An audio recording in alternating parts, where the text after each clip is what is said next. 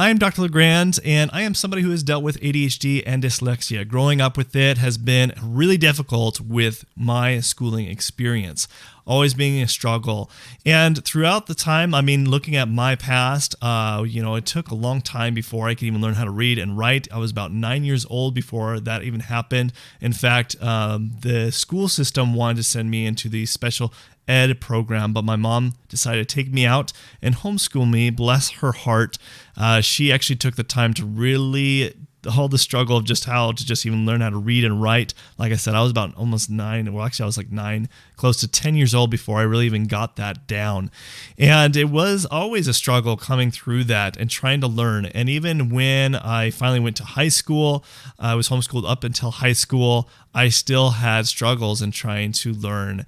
And this was something I dealt with a lot. And I studied a ton of how you can learn effectively, studied about the brain, how it worked, different techniques. And I learned along the way of what actually really helped with learning strategies. And I want to share with you guys today of what has helped me through my struggles. I got through medical school. I have my own practice now.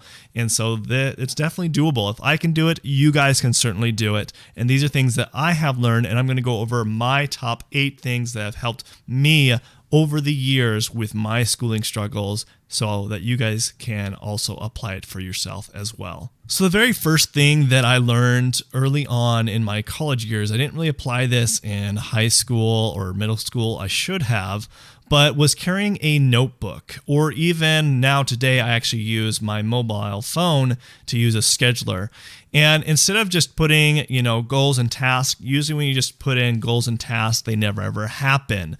But if you actually put it in as far as tasks that you need to actually do for every hour, so usually the night before, what I'll do is I'll put for every hour of what I'm going to do. So if you're still in college, or in high school, or a student of some sort, or if you're a parent helping out a kid, this is something that ADHD people really need. They need a system in place because we get distracted a lot. I get distracted so much, and if I don't have something laid out, I could be working on something and then I see something on Facebook or I see something, a video, and then my mind wanders and starts going down this trail. That's how we kind of think. We get really distracted, and if we don't have like a system in place, a schedule of some sort, it's hard for us to use our time management effectively. And so what this really means is basically putting every hour. So if there's certain homework assignments or certain subjects, but not just saying do homework. You got to be very specific. It's like, okay, solve these math problems and give a time limit, maybe in 30 minutes.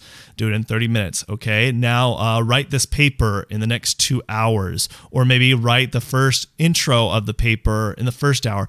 Making it very detailed on every hour. Trust me, if you start doing this will show your time management to be able to be more effective, as well as staying on task and performing really well in school. This has helped me significantly. I still apply it for today as running my own practice. This is very important as far as things that I need to accomplish on a day-to-day basis. So I'm going to go over the not so common ways of actually learning because, like I've said in my previous video, if I haven't seen that, go ahead and check that video out. But how the school system uses learning styles, and that's linguistics and logical. So I'm going to talk about the other ones that aren't so common of strategies that you can actually use for, if you're a parent, use with your kids, or if you as an individual who's suffering with ADHD, you can also apply this to help you succeed in school. The first thing that I would do that I found very effective that really helped me, and a technique that I learned early on in college, is I would actually find the subject, try to actually ask the teacher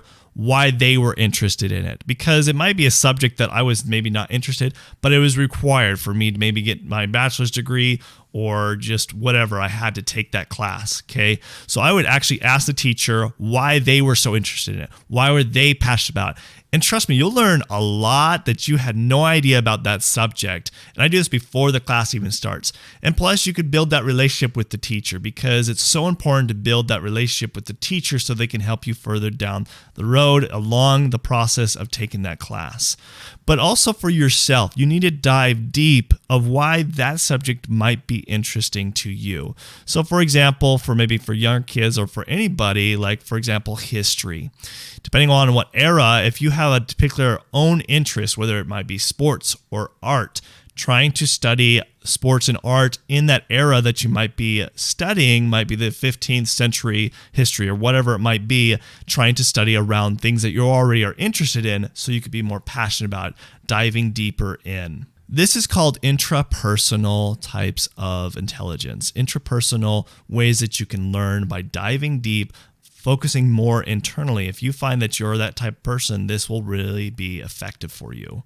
The third strategy that I want to talk about that I've used this a lot because I'm a big visual learner, and a lot of people with ADHD tend to be more visual. I find with a lot of my patients that I work with tend to be more visual learners, more into arts, more creative thinking. So one way that I've used this a lot when I was in high school, college, throughout medical school is I would use mind maps. So mind map is basically a simple subject where you're in class. You could do this in class, or you could also do it when you're studying in your textbooks or whatever you might be doing to try to grasp a very hard concept to grasp, okay? When you're in lecture, the main idea is in the center. So I'm actually going to go over to my drawing board to actually kind of show you guys what a mind map is. Okay, so we're here right now, and so like I said, I'm just going to use an example about King Henry VIII and his wives. Just something I've kind of studied a little bit just recently, so it's just kind of the top of my head. So basically you have, let's say you're having a lecture and they're talking about King Henry VIII and his wives, okay? Because he had 6 wives, and there's going to be a pop quiz or there's going to be an exam on this. So you're in class, they're talking about it, so you get a center idea, right? So maybe a bubble here, and it's going to be King Henry VIII. And then usually I like to use visuals, so you'll probably want to obviously do some kind of little, I think with him back then, their style was always like feather hats. And when he got older, he used to be a good-looking guy, but when he got older, he kind of got bigger. Okay, so there you go. There's King Henry VIII. So giving it just kind of visual. It's always good visuals. So there's the center idea right there. And then, you talk about the first wife. So what you do is you hit a branch out. And these are kind of known. Why this works so well is that they're considered kind of like synapses in our brain. So like neurons, our brain make connections. And so when you see this mind map, it kind of looks like the neural pathways in our brain. And I think this is why it's so effective, because it's so visual, and so it can connect things to make really strong visuals for people. So you put number 1, and you put wife, number 1. And I'm just going to be real quick. This is not going to be anything fancy. So wife number 1. Wife number 1 was Catherine, Aragon, or however you pronounce it. And maybe, you draw her. You could even look at maybe pictures, of how they drew her specifically. This is terrible, but you guys get the idea. And, she only had one child, which was Mary. Mary was the only child she had, no boys, and so the king, was frustrated about that, and so he got a divorce with her. I mean, there's a lot more details, but you get the idea. So then of course, you go to, the second, wife number 2. Wife number 2, was Anne Boleyn. Okay, and Anne Boleyn, she had Elizabeth, who also is known as Queen Elizabeth, as we know, who reigned for a long time. And, what the king did with her, what's interesting is actually she was beheaded. So maybe you do a little visual of the head, the axe, just sticking with stick figures. So you get the idea. This is just, obviously, I'm not going to go through all of them just because time's sake, but to get a visual, and this is what is called a mind map. So I use this all the time while I'm actually in class. Using a mind map can be so powerful, especially for people with ADHD who tend to be creative learners. I find that a lot of times they're more into drawing, things like that, to be able to get a visual. So that's something I use a lot that helped me significantly. Another thing you can do as far as if you tend to be more of a visual learner, especially for people with ADHD, is to actually, if you have to memorize like a list, for example, and you have to memorize it in a row, to use visuals. visuals. So a good simple example of this is like, for example, memorizing a grocery list. I'm just using this simple. There's lots of things you can apply this to, but using a visual, like for example, if you have to get eggs, bread, pasta, bananas and tissue paper. So what you do is you maybe have a visual of a car, okay? And jumping on top of the car, the very first thing is eggs, okay? You have the eggs jumping on the car, and then I can't remember what else I said, but then let's say the next thing list is bread, and then you have the bread kind of falling to the side of the car. You're having these visuals, and then, you have tissue paper blowing in the back of the car, and then, on top of the bread, you have, the pasta just laying on top of that. So you create these very visual kind of things that are very easy for you to memorize in order. These are things that you can actually implement to help you in studying for your test or anything that you're trying to apply for kids who have ADHD or for anybody really.